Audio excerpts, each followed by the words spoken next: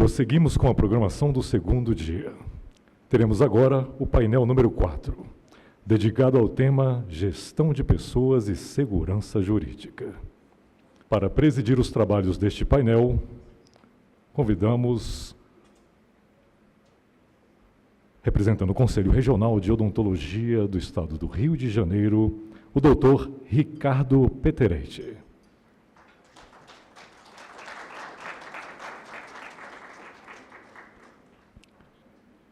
Integram este painel como expositores, representando o Tribunal Regional Federal da Primeira Região, o desembargador João Carlos Maier.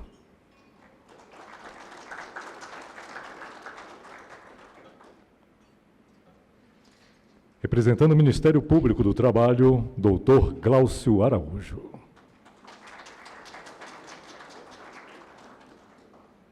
E representando o Conselho Regional de Fisioterapia e Terapia Ocupacional da Terceira Região, doutor Gustavo Quirino.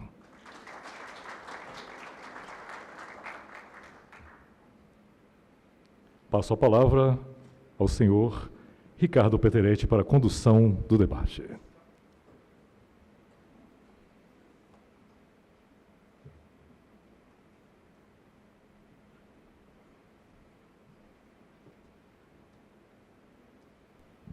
Alô. Senhoras e senhores, bom dia. É com muita satisfação que, de fato, iniciamos aqui agora o nosso painel número 4, dedicado a esse tema tão específico e também tão importante, que é justamente a gestão de pessoas nos conselhos de fiscalização profissional.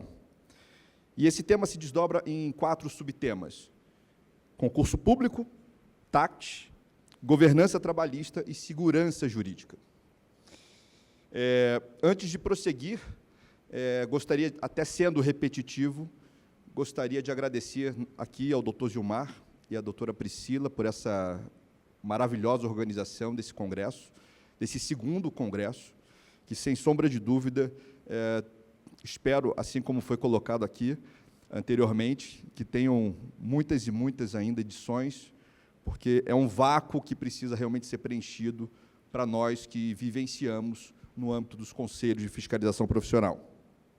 Faço isso também em nome do meu presidente, doutor Altair Bastazini Filho, do Conselho Regional de Odontologia do Estado do Rio de Janeiro, que não pôde estar presente, mas ele, de qualquer maneira, mandou um grande abraço aqui para o doutor Gilmar. Pois bem, tenho aqui a grande honra, realmente, de compor esse painel com o doutor desembargador João Carlos Maier, do Tribunal Regional Federal da Primeira Região, com o ilustre Procurador-Geral do Ministério Público do Trabalho, doutor Glaucio Araújo de Oliveira, e com o colega, doutor Gustavo Quirino, do Superintendente Jurídico do CREFITO da Terceira Região. Bom, eu tenho certeza aqui que, com as diferentes experiências que cada um aqui traz, nós teremos um painel extremamente enriquecedor. E esse painel nós vamos conduzir um pouquinho diferente, nós vamos procurar aqui realmente trazer um grande diálogo entre aqui nós 4. Nós não vamos procurar aqui, nós não vamos fazer exposições como nos demais painéis. A ideia aqui é realmente fazer algo muito mais dinâmico e justamente aproveitando esse tema que é extremamente importante para os conselhos de fiscalização profissional.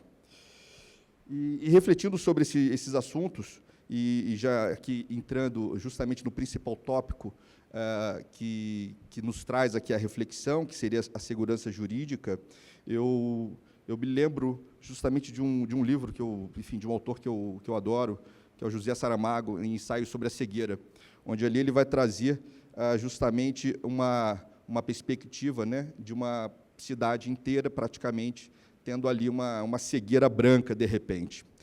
E isso, de fato, me leva a refletir que, de certa forma, os conselhos de fiscalização profissional, hoje, eles vivem algo um pouquinho semelhante, uma vez que a cada momento, a cada nova decisão dos tribunais superiores, seja sobre a natureza jurídica dos conselhos, seja sobre o concurso público, seja sobre os mais aspectos variados da governança trabalhista, somos chamados a revisitar e a reestruturar as nossas estruturas de gestão de pessoas.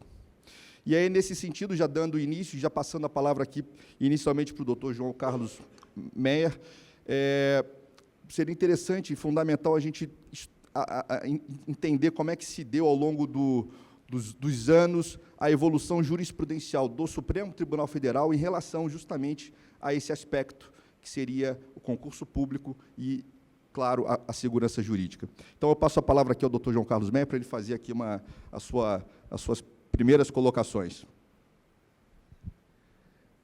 Bom dia a todos, é um grande prazer estar aqui, sempre falando sobre conselhos profissionais, né? É um assunto que eu tenho me especializado, né? Gosto muito, e vou trazer algumas colocações, e para permitir o debate, eu fiz uma breve introdução sobre a evolução jurisprudencial, né, do Supremo Tribunal Federal em relação ao regime jurídico dos conselhos e como é que isso efetivamente aconteceu, né? E hoje nós estamos num contexto em que é de difícil compreensão até para o órgão de controle, o Tribunal de Contas da União, né, sobre a efetiva natureza dos conselhos. O balizamento que nós temos hoje, e aí eu vou mostrar como nós chegamos lá, né, é que os conselhos são autarquias, né, autarquias sui generis, têm personalidade jurídica de direito público, mas não integram a administração pública. E aí é que está o problema de natureza, né? Como pode, né, uma pessoa jurídica de direito público não integrar a administração pública, né? E aí o caráter sui generis vem exatamente disso, né? De o Conselho, ao mesmo tempo em que em algumas atividades poder público, ele não em outras, exatamente como foi mencionado na palestra anterior, né? Há um foco na autogestão, em se permitir uma liberdade maior, né, de atuação dos conselhos, e isso dentro de uma ótica privada, né? Que no privado o conselho melhor se autogere, né? E como é que nós chegamos aí? Não foi fácil, né?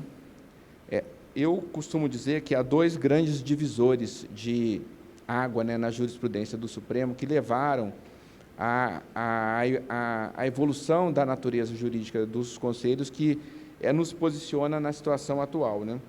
Isso aconteceu, primeiro, pela ADI 17 de 17, do ministro Sidney Chances, lá julgado em 7/11/2002, né, em que se questionou a constitucionalidade do artigo 58 e seus parágrafos da Lei 9.649 de 98, mas, anteriormente a isso, né, já havia uma medida cautelar concedida, né, lá em 22/2/1999, em que o motivo para a concessão da medida cautelar, e o que se discutia ali? Quando os conselhos observaram, né, que estavam sendo mais tratados como administração pública do que privado, os conselhos se mobilizaram, né, via Congresso Nacional, né, para tentar sair das garras da administração pública, literalmente, né, e serem tratados como pessoas jurídicas de direito privado. Aí veio a lei, e aí surgiu esse primeiro questionamento, porque até então, eu vou mostrar aqui, a jurisprudência do Supremo vinha tratando os conselhos como autarquia, e dentro do conceito de autarquia, aplicando a mesma linha de entendimento às demais autarquias, né? E aí surge esse primeiro balizamento, né? E o motivo que foi utilizado na época para a concessão da liminar, eu inclusive já era juiz na época, já era juiz federal, né? E aí temos essa questão das competências, né? Porque as pessoas jurídicas de direito público ficam no âmbito da Justiça Federal, né? E aí gerou, né, uma discussão sobre a ida dos conselhos para a Justiça Estadual, né? Eu lembro bem dessa época, né? E se alegou ali, o ministro relator, o ministro Sidney Chances, que isso causaria graves transtornos à administração pública e ao próprio exercício das profissões regulamentadas. Então, ali foi feito esse primeiro balizamento de se estudar efetivamente o que significava essa natureza sui generis, né? A necessidade de se manter os conselhos com personalidade jurídica de direito público, mas ainda não tínhamos essa conceituação de se estaria ou não, por esse motivo, dentro da administração pública, né? E E aí nós temos também uma segunda decisão que eu vou mencionar, que já foi aí o tema 877, né? O RE 938837 de São Paulo, relator por acordo do ministro Marco Aurélio, em que se discutia a questão da submissão ou não dos conselhos ao regime dos precatórios, né? Esse foi outra grande oportunidade que o Supremo teve que reexaminar novamente essa condição sui generis dessa autarquia especial, né? E o que significava isso em termos de seu regime jurídico próprio, né? Bem, e a partir disso nós vamos tendo, então, uma evolução. O primeiro caso assim, que nós podemos ver, e aí há quatro questões jurídicas bem definidas sendo discutidas, né? A questão da contratação ou não por concurso público, a necessidade ou não de motivação na dispensa, né? Com prévio procedimento administrativo, e a questão do regime jurídico, né, de contratação dessas entidades, né? Isso tudo não ficou muito bem claro, muito bem definido, né? Tanto que os servidores dos conselhos eram tratados inicialmente como servidores públicos, né? Eram confundidos como servidores públicos. Aí nós chegamos, e nós vamos ver até 2020, que houve a necessidade do balizamento disso, né? E foi uma grande discussão no âmbito do Supremo, com uma votação bem apertada. Eu, inclusive, lembro que eu mencionei, né, já nessa época, para os conselhos, falei, fiquem muito atentos a essa ação, porque essa ação pode recolocar os conselhos no âmbito da administração pública, com todas as suas consequências, né, ou pode liberá-los, né, para uma atuação mais privada, tirando-os da administração pública, né? E, ao mesmo tempo em que o quadro de servidores queria ser administração pública, e em termos de gestão, como nós vimos aqui, iria matar a autogestão, colocando-os dentro da administração pública. Então, nós tivemos aí as primeiras decisões assim, mais impactantes. Temos o RE 563.820, agravo regimental da Paraíba, ministro Toffoli, primeira turma, lá em 2012, em que ele já dizia, né, em que da natureza jurídica de autarquia, que não poderia ser, os servidores não poderiam ser demitidos sem a prévia instauração de processo administrativo, e não havia, nessa época, ainda um cuidado, né, com as nomenclaturas, né? Não se, quando se dizia nos acordos servidor, né, ficava sempre aquela dúvida, em stricto sensu, em lato sensu, se seria o servidor regido pelo regime jurídico único ou se seria um empregado público, né? Então, servidor no sentido lato. Não havia essa preocupação, né? Isso levava, né, a que os conselhos atuassem diferentemente, cada um contratando de um jeito, né? Alguns fazendo concurso público, outros não, né? Os que aplicavam o regime jurídico único, os que não faziam, não faziam isso. E eu vou chegar no final, rapidamente, também mencionar como é que nós estamos em termos de discussão judicial quanto a essas situações passadas, né? E aí nós tivemos também o RE, e aí, seguindo nessa linha temporal, aí a partir de 2012, né? Temos o RE 592.811, agravo regimental, ministro Marco Aurélio, lá de 2013, também nessa mesma linha, e aí já estendendo aos conselhos a previsão do artigo 19 do ADCT, porque surgiu o mesmo problema em relação aos servidores públicos que tinham ou não concurso público. Aí ficou meio confundido isso, né? A questão da estabilidade constitucional daqueles que foram contratados anteriormente à própria Constituição, estendendo aos conselhos a regra do artigo 19 do ADCT, né?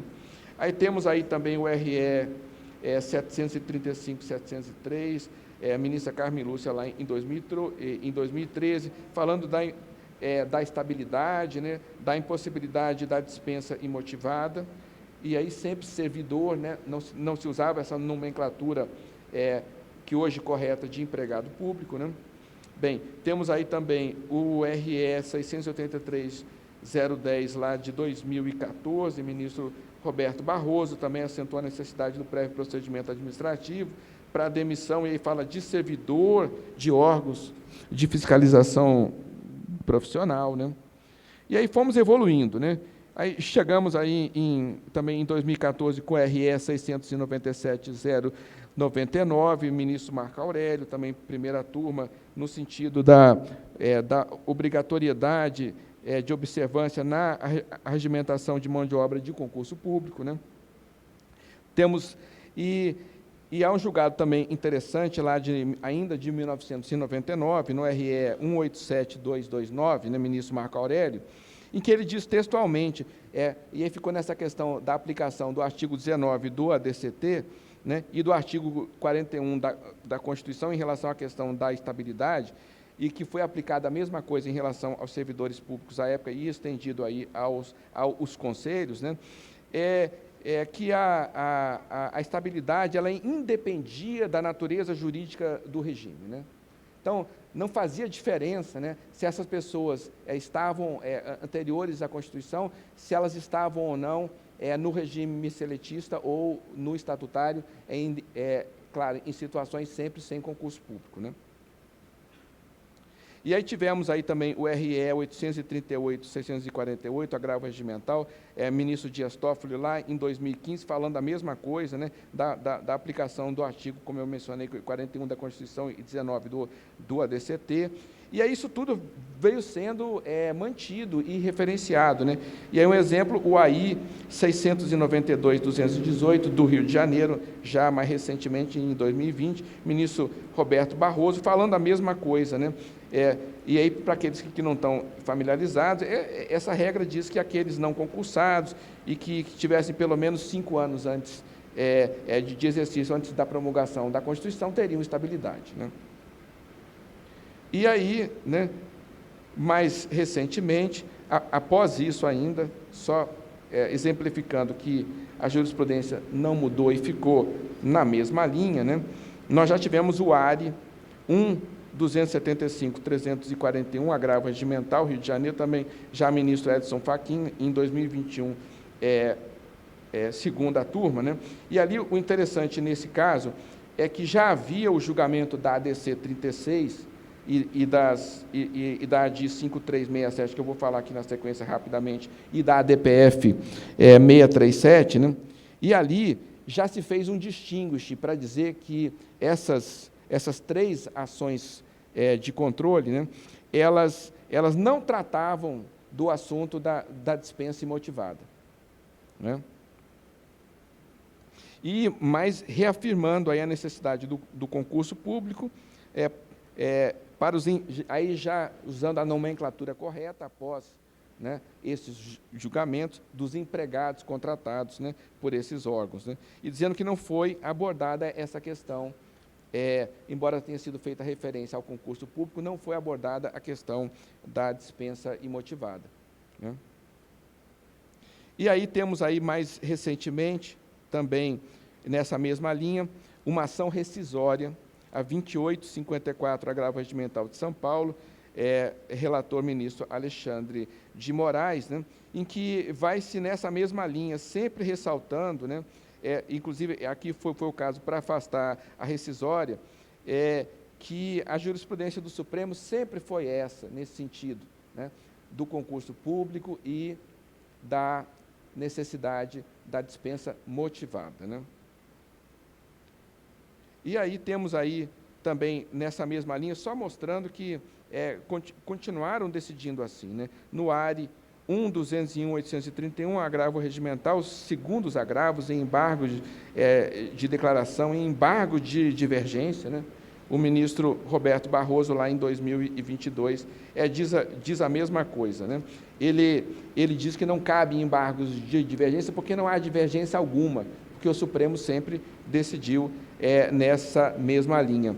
E há uma reclamação também interessante, recente, de 2023, dizendo a mesma coisa, 56.374, agravo regimental, dizendo lá que não tem aderência, né, à questão da demissão imotivada com o julgamento da ADC, da ADI e da ADPF sobre o regime de contratação, né.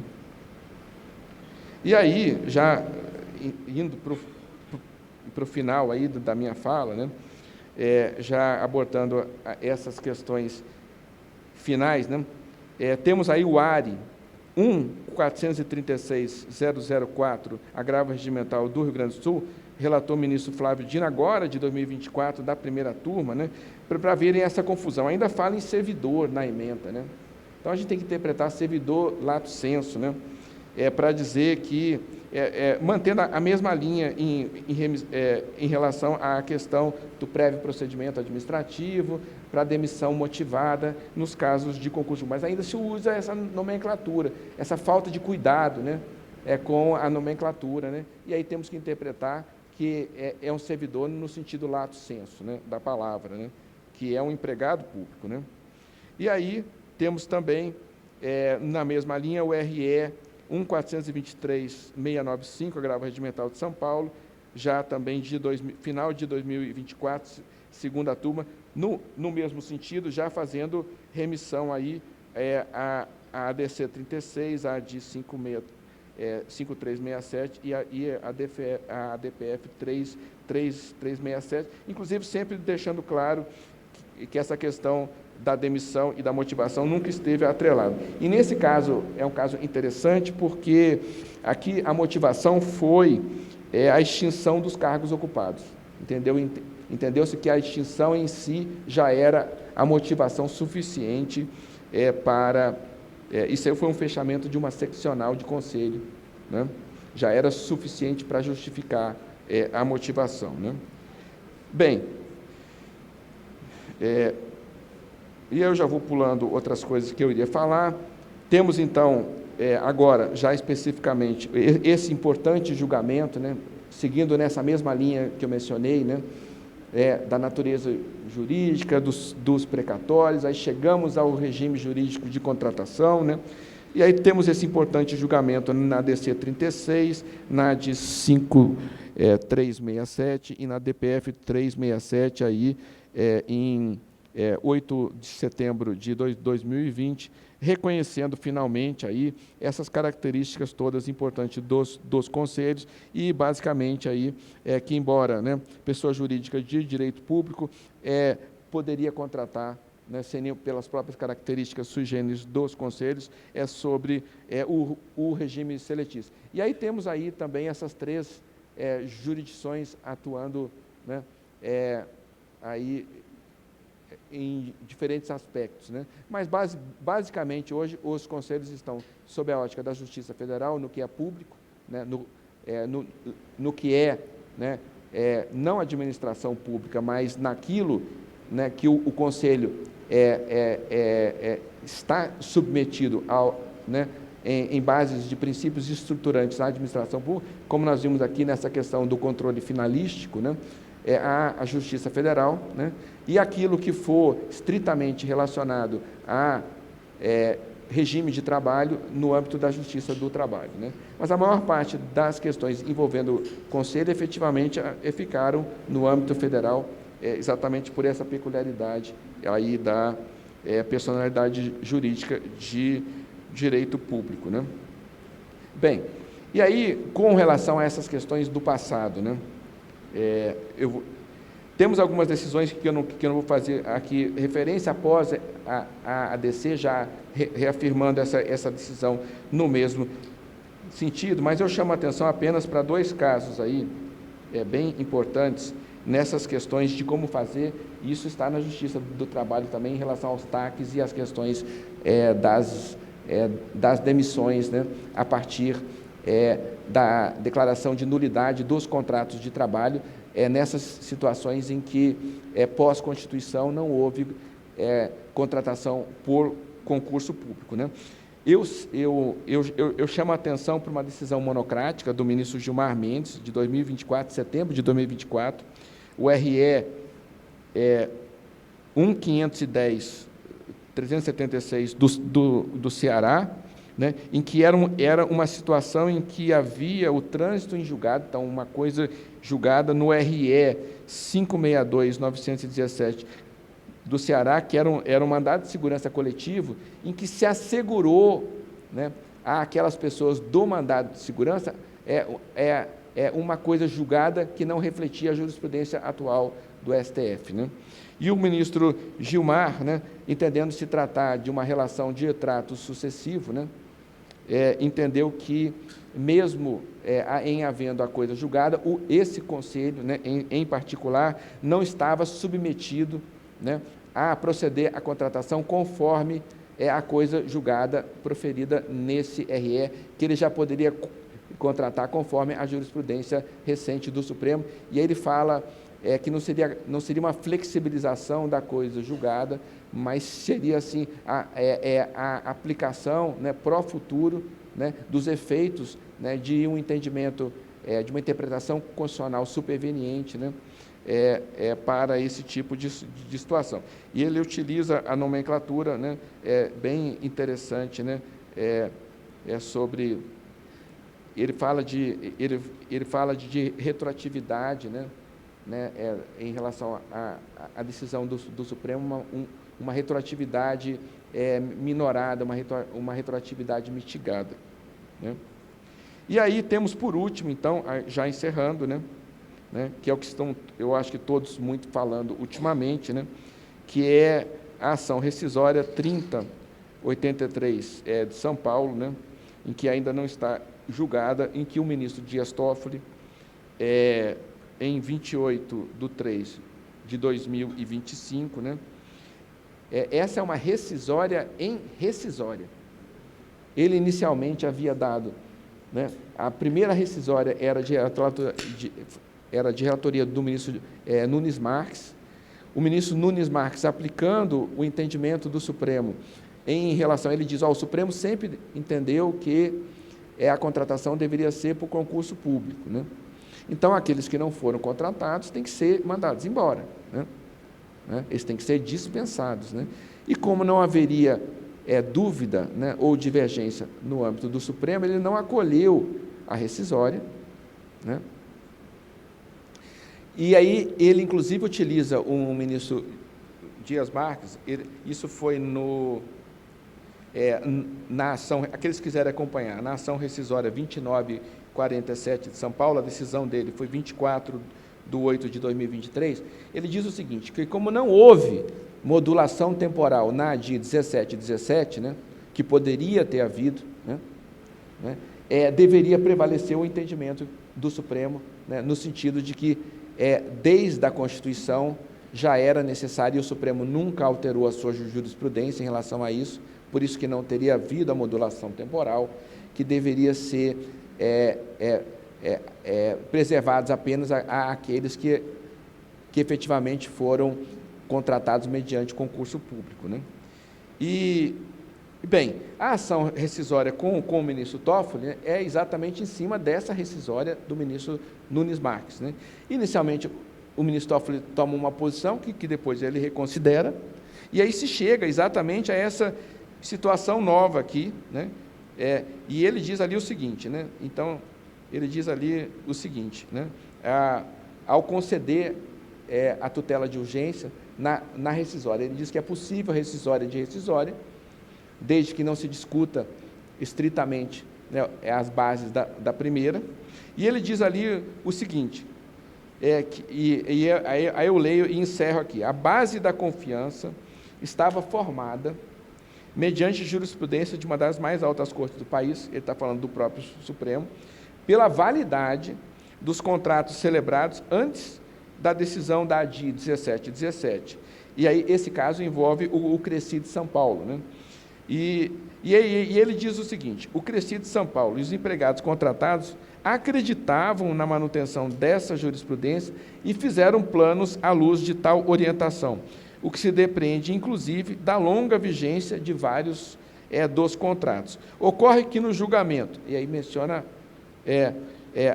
o RE 1189-001, que foi o que o Supremo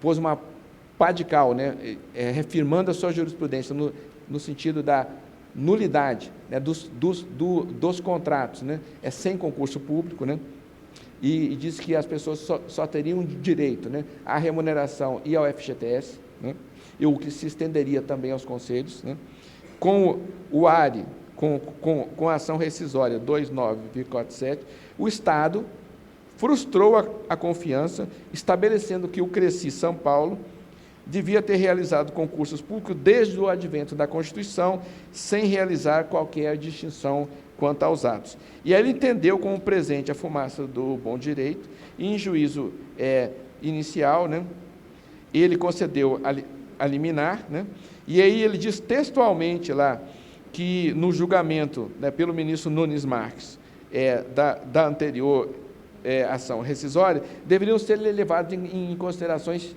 situações particulares e que elas não teriam sido, né? E que isso afetaria o princípio da proteção da confiança.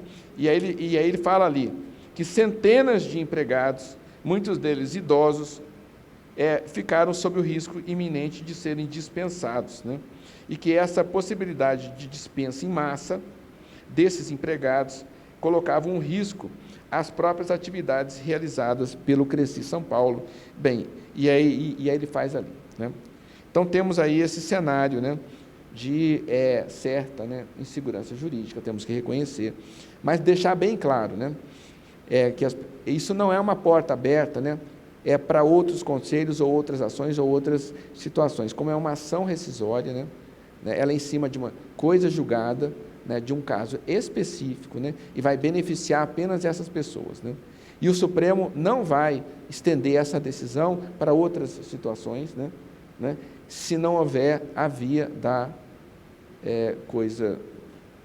a via da própria ação rescisória pela coisa julgada. E como nós estamos vendo, né, a maior parte desses julgamentos são antigos, né, em que o prazo decadencial das ações rescisórias já está expirado. Então, nós podemos dizer, numa certa medida, e eu deixo para discussão, que provavelmente esse será um caso isolado, né, ainda que, eventualmente, no julgamento da rescisória, venha a se manter essa decisão provisória do ministro Dias Toffoli. Muito obrigado e desculpe aí o alongado, desculpe aos meus colegas painelistas aqui.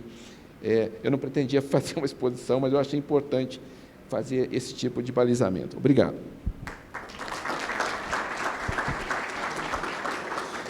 Obrigado, doutor. Opa, está bem alto. Muito obrigado. Foi, o doutor João Carlos, acho que é excepcional essa sua colocação de fazer esse histórico da evolução jurisprudencial do STF. E isso é bem curioso, porque, ao mesmo tempo em que tudo vinha acontecendo nessa linha cronológica, como o doutor colocou, o Tribunal Superior do Trabalho, em relação especificamente ao regime de contratação via concurso público, ele já vinha veio numa outra direção a partir de 2014, quando ele, então, resolve modular os efeitos da ADI 1717.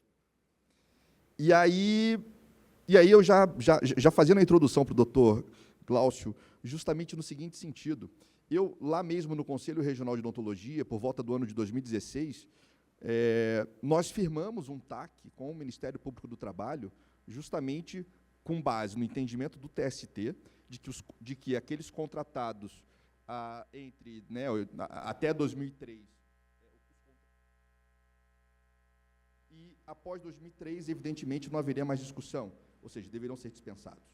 Então, assim nós fizemos, porque, na ocasião, nós tínhamos em torno de 25 empregados que tinham sido contratados após 2003.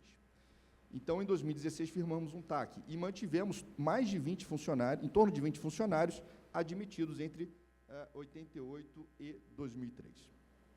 E aí, agora, surge essa ação rescisória, bem pontual, excepcional a sua colocação, doutor, mas aí surge, no âmbito acho que, majoritariamente, do sistema, dos conselhos de fiscalização profissional, todos devem, em alguma medida, estarem vivendo aí esse tipo de dilema com funcionários que talvez tenham sido admitidos antes de 2003 e tenham firmado algum TAC. Então, eu coloco já para o doutor, como é que o Ministério Público do Trabalho ele enxerga hoje essa questão, né, essa temática em si, e como, de fato, a gente pode conduzir essa relação, essa interface entre os conselhos e o próprio Ministério Público do Trabalho, em especial com os TACs.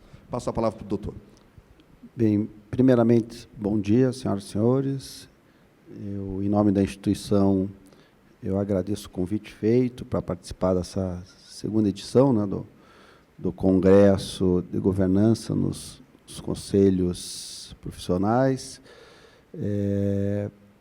E a instituição faz questão de participar de eventos desse formato, e não só em audiências judiciais, né, ou audiências no Ministério Público. Acho importante a gente... Não estranhe o sotaque, porque ele é paranaense e eu também sou, então aqui é um sotaque mais seco, né? Não foi combinado, mas o Paulo Gonet ali fora já tirou sarro do nosso sotaque, que tinha uma outra curitibana, eu sou curitibano, mas tudo bem. A instituição tem interesse em se aproximar à sociedade em eventos como esse. Nós temos uma atividade que nós chamamos de promocional, que são políticas públicas, né? Por quê? Porque a gente viu que lá atrás o Judiciário está fazendo isso, o Justiça do Trabalho está fazendo bastante, né? Evitar o problema. Porque depois que entra com a ação civil pública, depois que está lá o inquérito já rolando há 5 anos, 6 anos, não teve diálogo, não teve uma composição, né? O termo de ajustamento de conduta é um momento que você pode dar prazos, porque depois que o procurador ajuiza uma ação, ele está na mão do Judiciário, já não tem tanto espaço para você ajustar, fazer uma composição. E, por outro lado, esse ambiente aqui, a gente pode trocar ideias. É claro que é vedada a consultoria do Ministério Público, né, pela Constituição Federal, mas a gente pode dialogar aqui num ambiente acadêmico, não há problema nenhum. A instituição ela tem coordenadorias específicas, então nós temos a Coordenadoria de Combate ao Trabalho Escravo, Combate ao Trabalho Infantil, e temos de fraudes, que envolve essa parte do concurso público. Eu, quando entrei na instituição, nos anos 90, e atuei no norte do país, era só concurso público. Claro que, estou falando de municípios, no estado, atuei no estado do Acre, de Rondônia, era assim, um absurdo de ilegalidades. Nós avançamos, claro que avançamos. O que tem no passado recente, a gente pensava assim, qual é o entendimento do juiz do trabalho X? Qual é o entendimento do Tribunal Regional do Trabalho, daquela turma, daquela Câmara, e do TST, né? E hoje não, hoje está tudo desaguando no Supremo Tribunal Federal, principalmente em matéria trabalhista. E eu falo isso abertamente, e já falei para os ministros do Supremo, que os juízes auxiliares, com todo o respeito, né, não tem um juiz do trabalho auxiliando o ministro do Supremo. Então, tem poucos ministros do Supremo que têm essa formação, né, social, típica de um juiz do trabalho. Então, me preocupa desaguar ações trabalhistas no Supremo, porque a técnica empregada ali destoa dos tribunais trabalhistas, principalmente do TST. Os TACs firmados, né, no passado, e nós temos um exemplo da terceirização, que antes a terceirização atividade fim, atividade meio, e depois liberou geral. O que você vai fazer com os TACs? Veja, muitos estão tornados sem efeito, porque eu não posso aplicar nenhuma multa, eu não posso exigir o cumprimento daquela obrigação de fazer ou não fazer, porque o ordenamento legal permite, então não vai ter ilegalidade. Agora, no caso em que foi firmado um TAC e houve uma alteração substancial pelo Supremo Tribunal Federal, uma decisão ou uma mudança legislativa mesmo, os senhores, as senhoras podem procurar o Ministério Público, ou o promotor natural, o procurador, e dialogar para fazer o ajuste naquele termo de ajustamento de conduta. Se, porventura, o procurador entender que não é devido, tem que ajuizar uma ação para provocar o judiciário para que faça-se os ajustes, né? Eu falo, acho importante também, deveria ter falado antes, mas para lembrá-los agora, a minha formação é operacional, né? Eu comecei no Ministério Público e sempre fui de ter atuação, atuei muito em relação às fraudes de estagiários nos conselhos, e nós fizemos várias reuniões e discutimos a celebração de TAC com instituições de ensino também para regularizar o estágio. Hoje, me parece que até hoje tem o Dr. Gustavo Riso, de São Paulo, que participa com os conselhos profissionais, para discutir, né, o encaminhamento desse tema do estágio. Eu acho que é por aí. Esse é um exemplo bom, que o doutor Gustavo Riso vem de São Paulo sempre para cá, para reuniões, e dialoga. Dialoga e apresenta as orientações, a posição do Ministério Público. Então, nós temos orientações também, devem estar no nosso site do MPT, essas orientações em relação aos conselhos, porque nós temos essas coordenadorias nacionais e tem os coordenadores regionais. Em cada estado existe um procurador, 2 procuradores.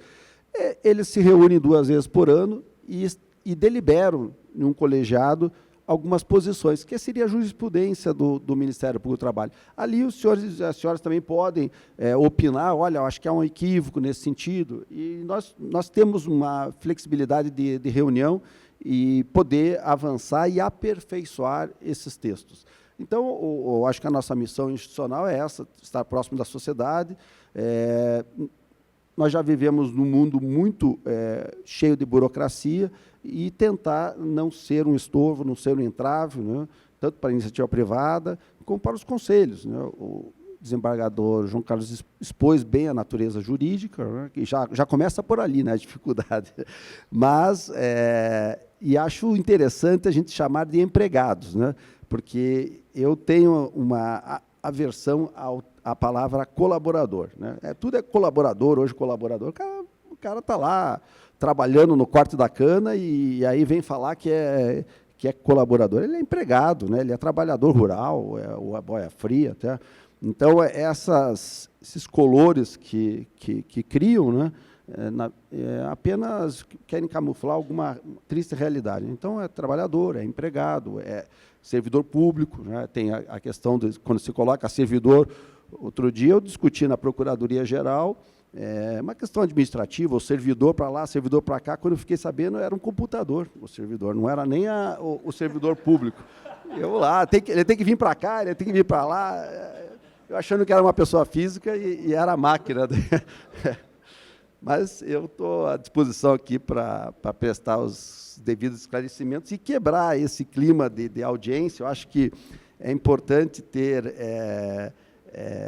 participação em eventos, convite ao Ministério Público e também visitar a instituição para dialogar, mas não depois que está no final do inquérito, né? Quando estiver no final do inquérito, com toda a prova, aí já complica.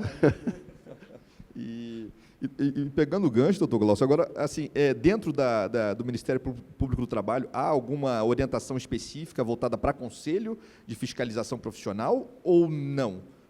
Não.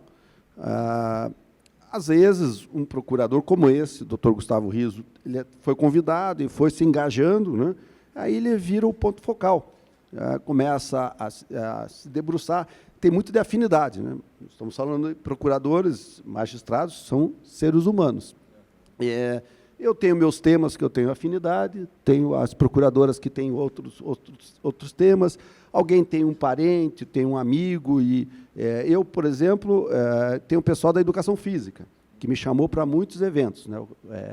E aí eu ia no Conselho Regional de Educação Física, lá do Paraná, fazia eventos com eles e tal. Então, me aproximei por uma questão de amizade com os colegas, mas não há especificamente, aos conselhos, pode ser que nós tenhamos ali eu não lembro de cor as orientações dessa coordenadoria nacional, pode ser que tenha uma orientação, entre tantas, uma específica para conselhos profissionais, tá? Mas não há um grupo assim, de estudo que eu tenha conhecimento que trate só de conselhos profissionais.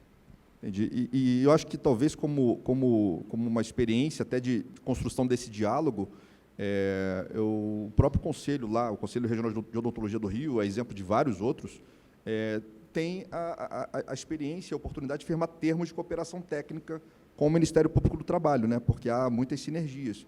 Então, enfim, essa é uma outra oportunidade, né?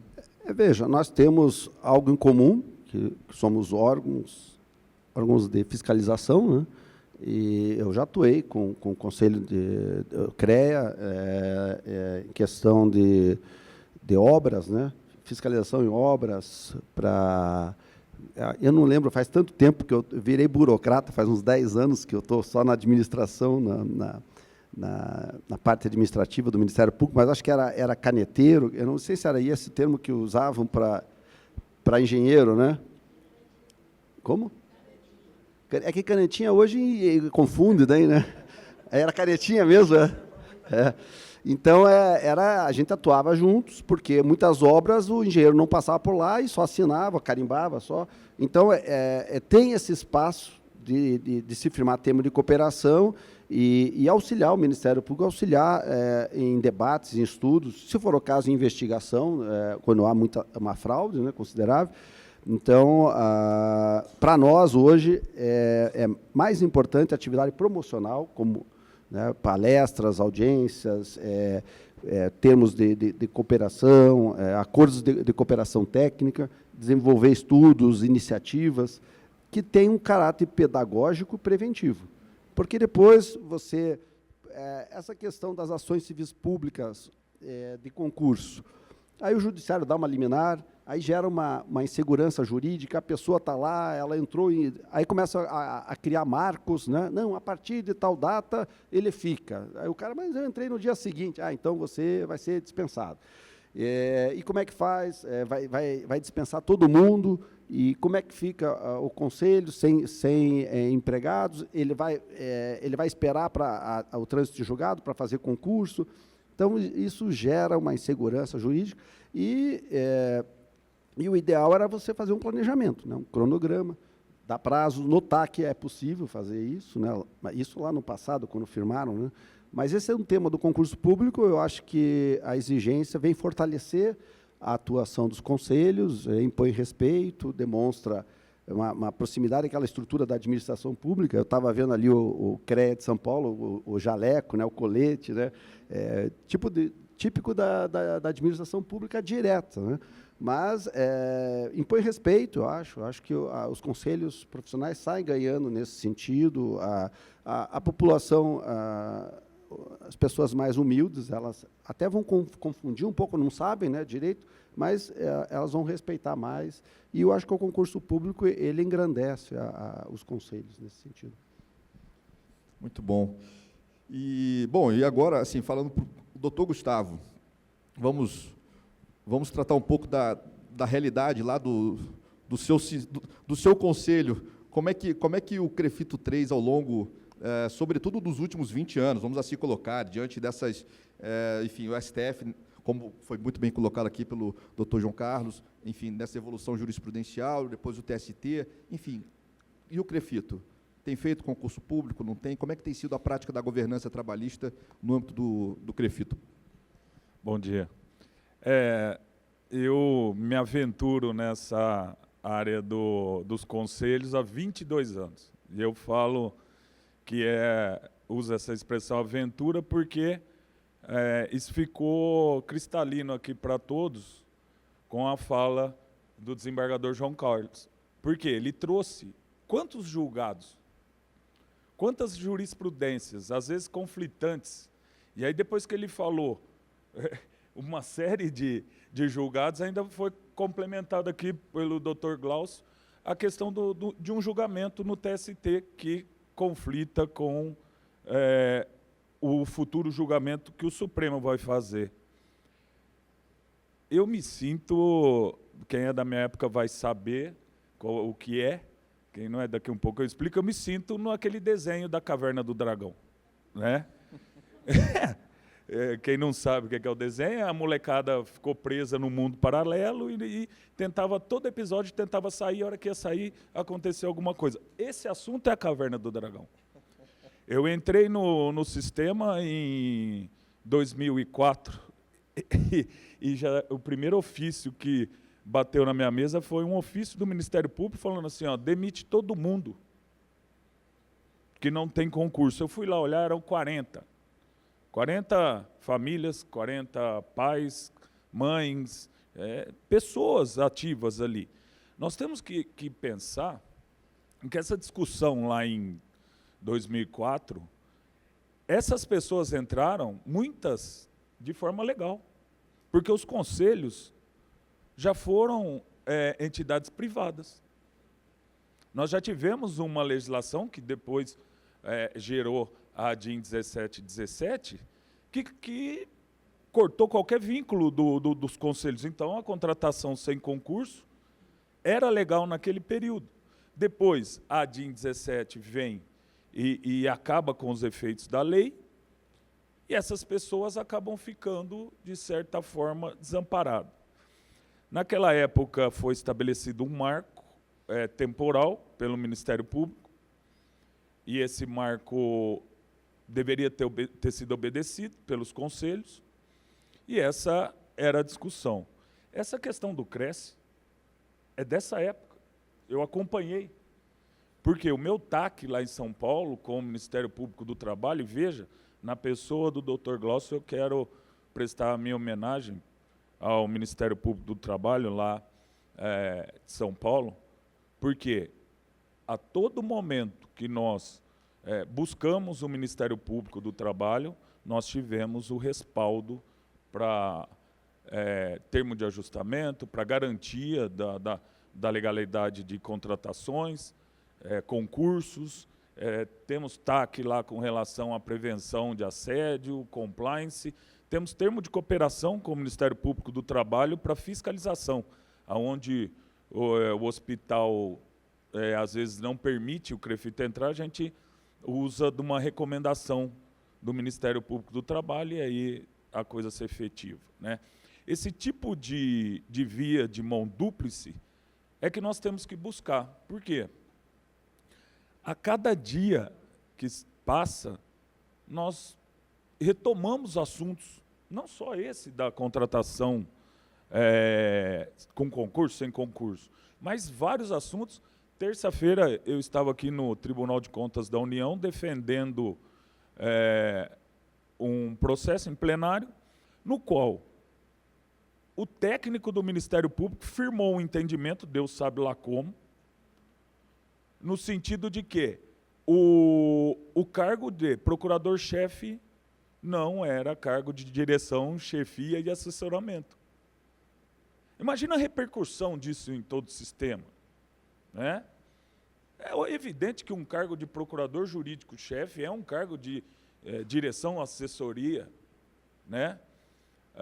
Quem trabalha como procurador-chefe, como superintendente jurídico, sabe das funções, responsabilidades e gestões que nós fazemos, né? Mas, veja, uma decisão dessa, é claro que depois, no voto, foi desconsiderado esse relatório, felizmente, né? Por quê? Porque faz a ingerência no Conselho.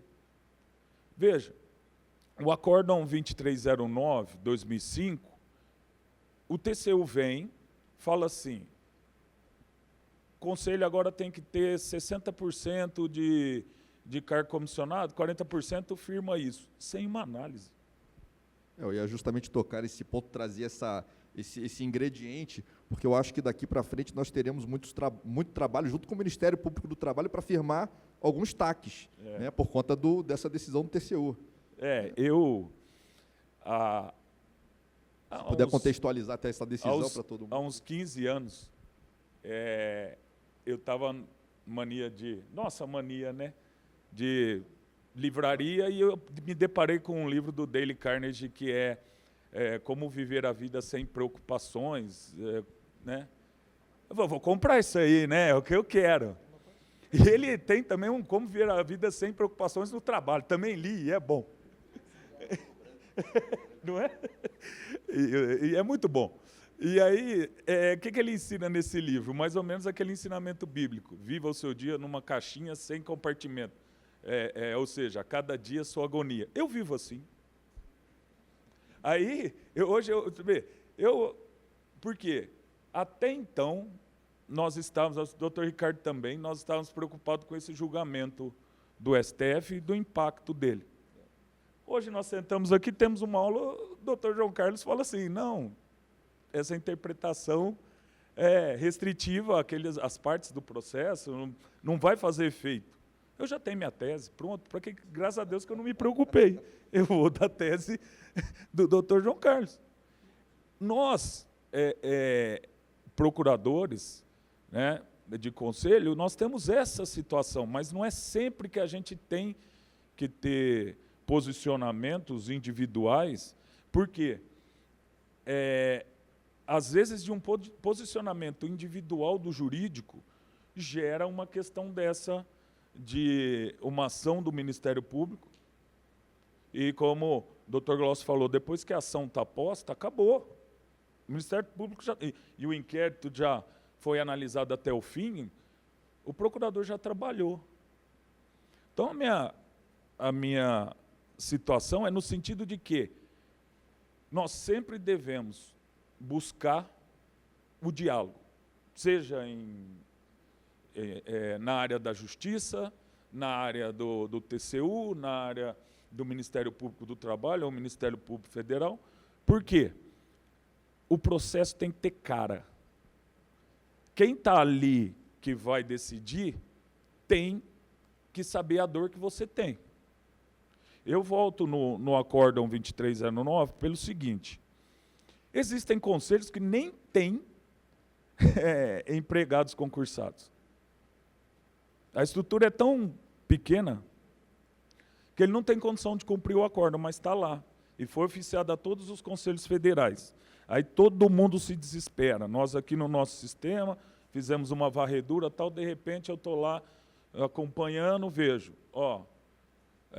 está suspenso o julgamento em razão de recurso. Breca tudo. Ficamos em stand-by. Mais uma vez não conseguimos fugir da caverna do dragão. Voltamos.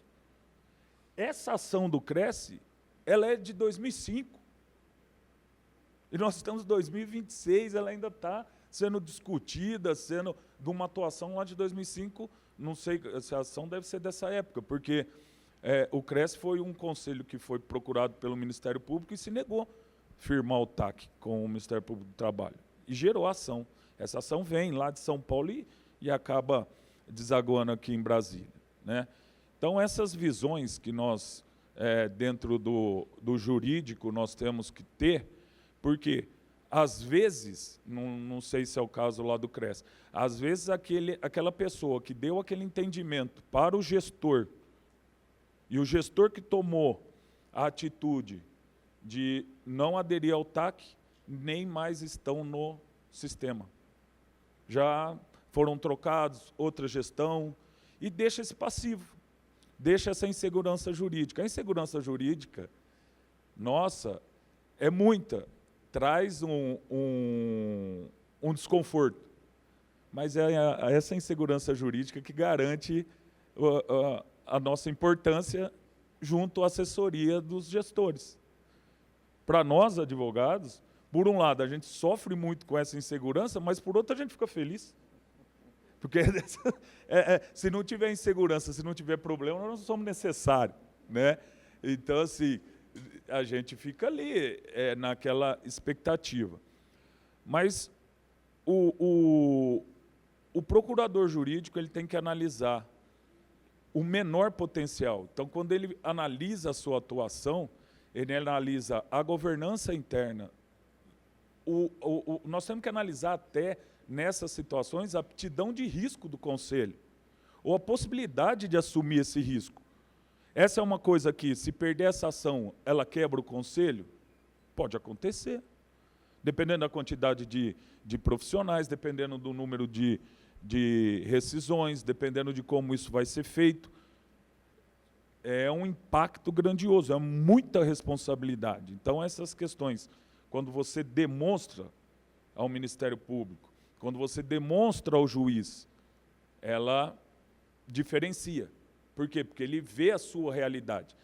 A decisão do TCU, muito provavelmente, esse acórdão ele vai ser modulado, na minha visão, na minha experiência. Por quê?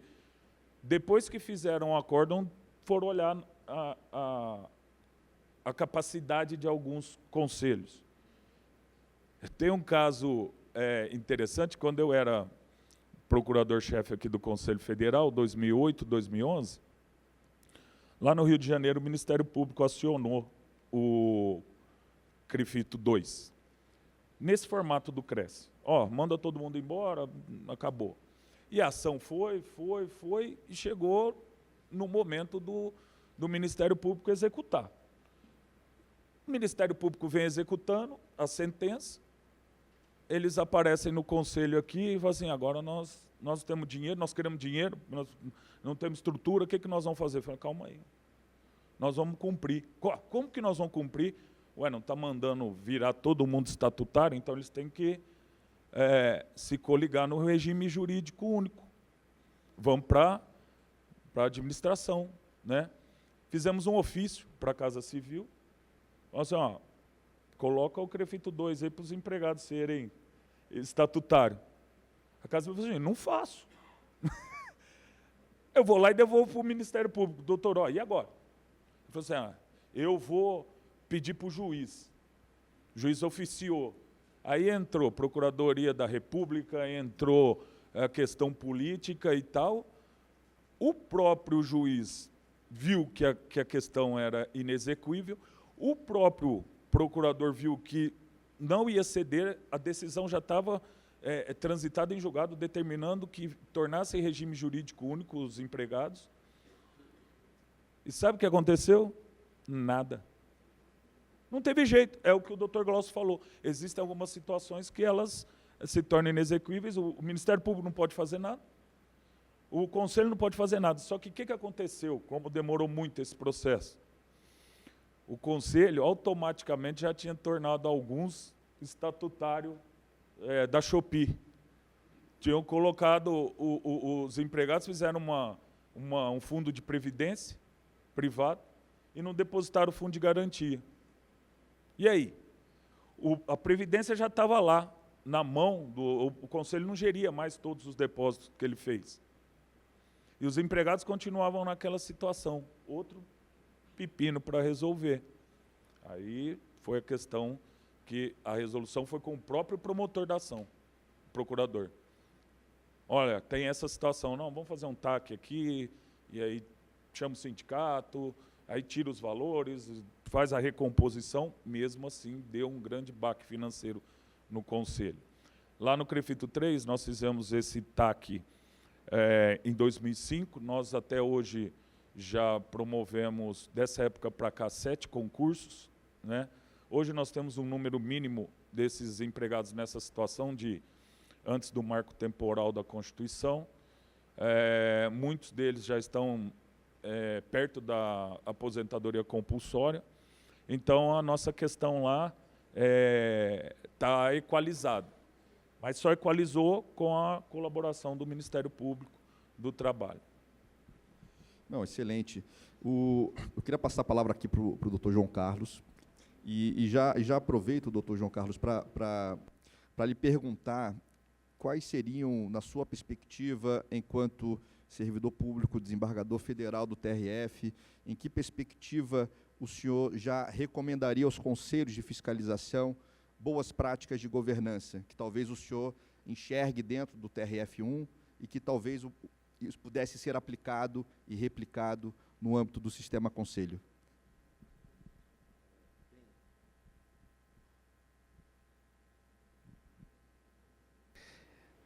Eu gostaria de, respondendo à pergunta, fazer uma observação, né, em relação ao papel dos tribunais de contas, né, particularmente do Tribunal de Contas da União, claro, no âmbito acadêmico, né, em relação aos conselhos profissionais, né. O Tribunal de Contas, né, ele assumiu um protagonismo, né, que ele não tinha, né, mas ele passou a ter, né, por uma questão de postura institucional, né, e isso foi muito bem colocado na palestra do ministro Weber, né, no painel anterior. Ele chamou de governança, né, que seria em termos de governança. O TCU, ele a título de controle operacional, né, e sempre nessa perspectiva da economicidade, da eficiência, né, ele tem avançado, né, no âmbito da administração pública, inclusive em questões regulatórias, né, e faz isso com a administração pública e com órgãos de estatura constitucional, né, que são responsáveis por regular determinados sistemas, né. Imagine, né, isso em relação a quem não é administração pública, como os conselhos, né? Então, essa justificativa do controle finalístico, né, e eu estou mencionando aqui especificamente em relação à questão dos percentuais de cargos, né, o que o TCU está fazendo é puxando normas da administração pública, né, para uma entidade, né, que, como nós vimos, não está na administração pública, né? E isso é a partir de uma interpretação dele próprio, TCU. Não podemos esquecer que quem controla, né, gosta de controlar, né, e quer controlar cada vez mais, né? E no controle, né, se quem controla não tem controle, né, não é controlado por alguém, ele quer controlar cada vez mais. Os balizamentos em cima desse controle externo do TCU vêm acontecendo de uma maneira mais incisiva agora pelo STF, né? O STF tem feito isso, né? Tem colocado limites, né, em determinadas situações, particularmente com órgãos de estatura constitucional, né, à atuação do próprio Tribunal de Contas da União, né? Então, cabe aos conselhos, né, me parece, né, buscar a sua maioridade, né?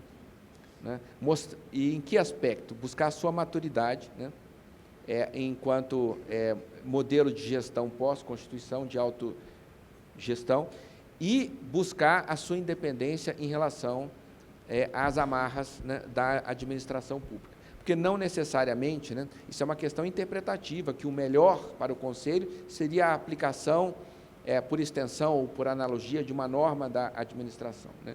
Então, cabe aos conselhos passar a questionar esse tipo de atitude, né? Ou isso pode ser feito, por mais elevada que seja a estatura de um Tribunal de Contas, ou como é o Tribunal de Contas da União, é um órgão da administração, um órgão administrativo. As suas decisões são administrativas, né? E, em primeiro grau, estão sujeitas à Justiça Federal de primeiro grau, né? Qualquer acordo do Tribunal de Contas da União, né? Desde que seja contra a União, e no mandado de segurança, a competência do Supremo. Então, assim, cabe aos próprios conselhos, né, fazerem essa opção, né, de aceitar, né, se submetendo, né, ou buscar, né, esse amadurecimento jurisprudencial, né, de começar a mostrar, né, que tem condições, né, de, pelas suas próprias características de regime jurídico, de não estar necessariamente vinculados a qualquer norma da administração, né, a pretexto de governança, ou de eficiência, ou de gestão. Porque se isso acontecer, vai passar a acontecer para tudo, né? O pai não vai deixar o filho sair de casa, né? Ele vai sempre dizer para ele, né, como é que ele deve se vestir, como ele deve comer, né, como ele deve se portar, né? Então, me parece que os conselhos estão aí muito preocupados, né, em se estruturar em relação a essas determinações que têm acontecido de uma maneira mais recorrente e frequente, né, particularmente, como foi dito, a partir desse acordo em 2019, que fez um mapeamento, né, do controle externo em relação não só aos conselhos, mas quanto também ao Sistema S, né, que está chegada a hora dos conselhos, né, passarem, não individualmente, mas de uma maneira mais uniforme, né, a talvez, né, o que for peculiar a um ou individualmente questionar isso no âmbito federal, né, ali no primeiro grau, e essas questões maiores institucionais levar diretamente ao Supremo Tribunal Federal e tratar isso como uma questão constitucional importante, relevante, né, que e sempre colocando isso no âmbito da sua autogestão e da importância dos conselhos serem tratados com essa maturidade, né, para se gerirem, né, de uma maneira em que esse controle externo seja apenas em termos de eficiência das atividades e não de gestão interna do dia a dia, de como cada um está se portando no âmbito da sua própria administração, que é o que me parece do que eu tenho visto e ouvido, né, das reclamações de diferentes conselhos que eu tenho tido oportunidade de dar palestras e cursos, né, tem reclamado, né? Então, é uma questão de posicionamento institucional, né? De poder. E o judiciário está aí. Se o judiciário não for provocado e não for chamado a amadurecer essas questões e compreender, me parece que o momento é agora. Porque o momento em que as transformações vão acontecendo a partir da evolução da jurisprudência do Supremo é o momento que se tem para se discutir regime jurídico e peculiaridades, né? E esses eventos, esses congressos de grande nível, né, também aproveito para, como fez o meu colega e amigo Glaucio, né, sobre a participação aqui, sempre agradeço, né, nesses eventos se tomar consciência, né, da amplitude dessas discussões, né, e da necessidade de se avançar, né, não apenas em termos de governança no dia a dia, né, mas também, né, e aí, já respondendo a pergunta e encerrando, a governança passa muito mais por boas práticas, né, que na administração pública nós chamamos de políticas de integridade, né, e ali sempre atrelado a esse conceito, como foi mencionado aqui também, do compliance, né, medidas preventivas, né, a se evitar comportamentos de má-fé no âmbito da administração pública, mas governança são boas práticas, né? Mas a boa prática está atrelada, né, a regime jurídico, né? E essas boas práticas que estão vendo, né, são boas práticas da administração pública. Então, os conselhos estão aí numa situação, hoje, né, estão vendo, particularmente por esse acórdão 2025, que é um acórdão mais duro quanto a isso, né, mas vão surgir outros acordos, né? Então, se não for feito algum tipo de balizamento, né, e fica até difícil, com saindo acordos assim, em falar que tipo de governança, né? Porque a governança muda o tempo todo.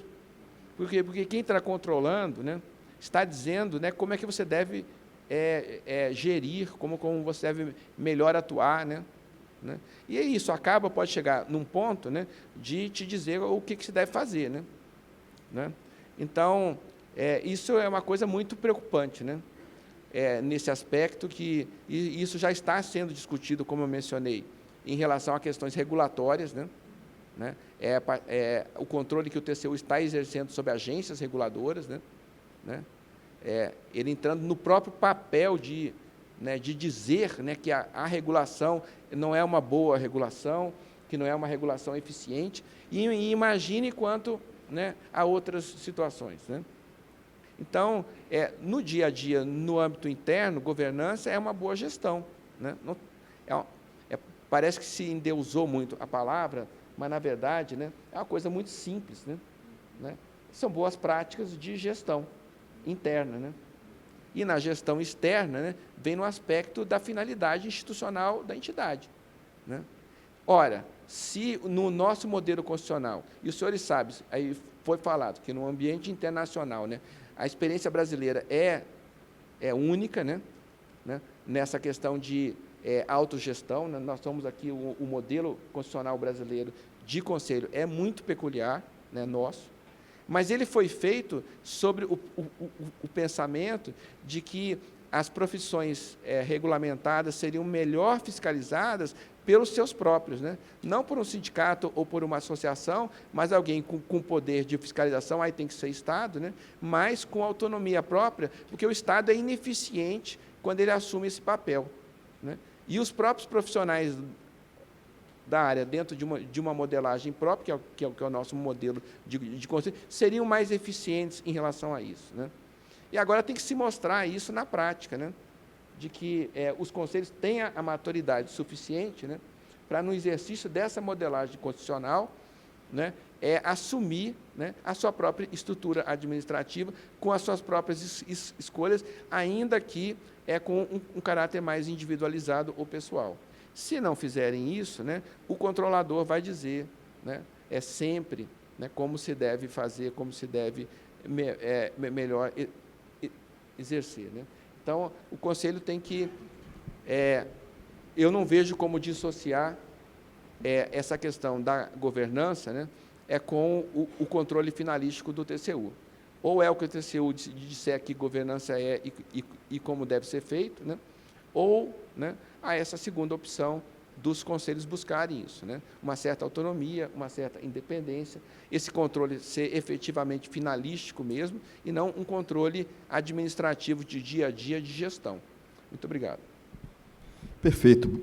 E, bom, caminhando já para o encerramento desse painel, gostaria só de já ouvir aqui o doutor Glaucio, justamente, qual seria, na sua visão, doutor Glaucio, o compromisso que os conselhos de fiscalização profissional deveriam adotar para os próximos anos, já com uma perspectiva aqui de médio e longo prazo, no âmbito dessa governança trabalhista, muito bem colocada aqui pelo doutor João Carlos?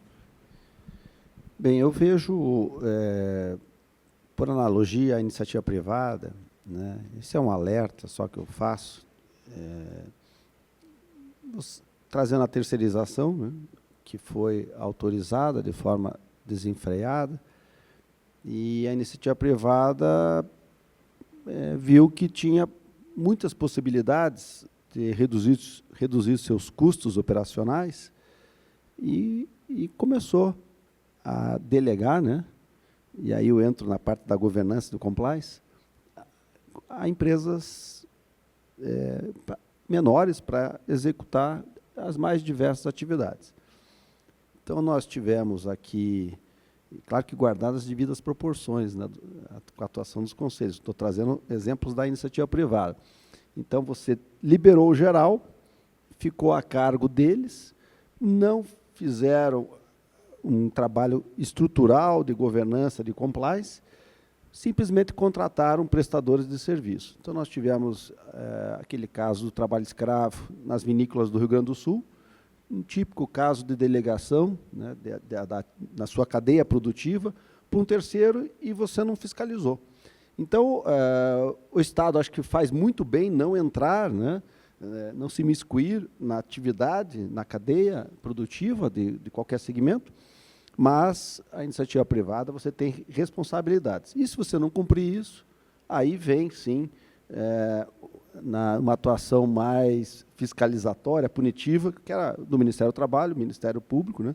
Teve o caso da BID também, Camaçari, o ano passado, mesmo sentimento. A empresa veio, com o governo estadual, acho que ela teve um alvará assim, geral. O governo federal também conseguiu ocupar aquela antiga fábrica da Ford, e eles trouxeram práticas, né, de um outro país, da China.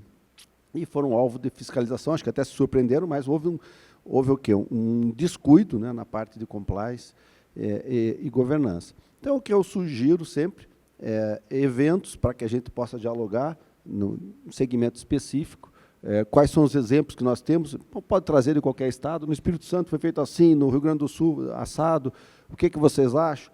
Nós vamos dizer, olha, eu acho que o caminho é equivocado, eu acho que é esse o caminho, há espaço de se criar, né, de se aperfeiçoar, né, e não ter surpresas de fiscalização, porque, às vezes, uma prática ela vai se transbordando.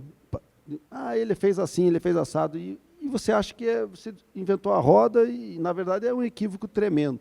E depois leva um tombo grande. Então, acho que é importante ter essa proximidade de diálogo, e hoje o tema principal nosso é pejotização.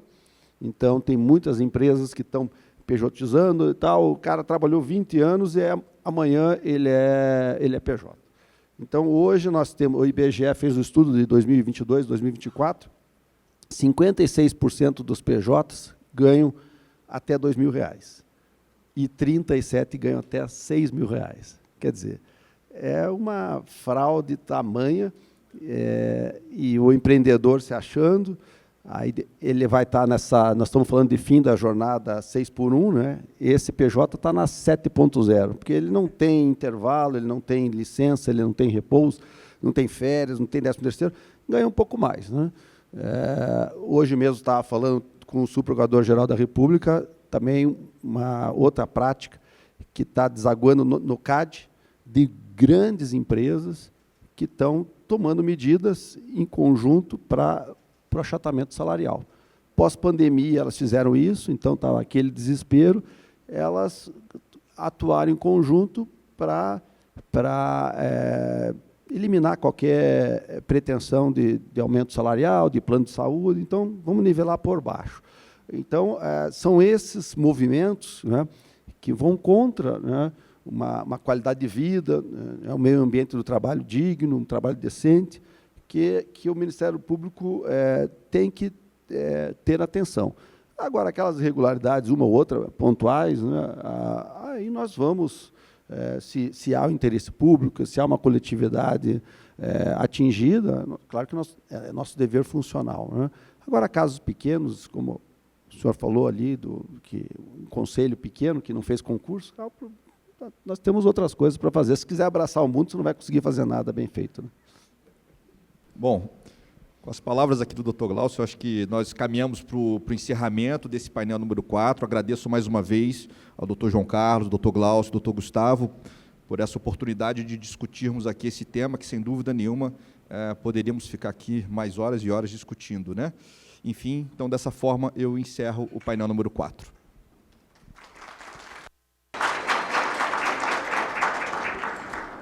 Agradecemos pelas reflexões apresentadas, um tema indiscutível de relevância para todos os conselhos aqui representados. Faremos uma pausa para o café, servido no saguão do evento, e retornaremos em 10 minutos para o painel número 5. Até breve.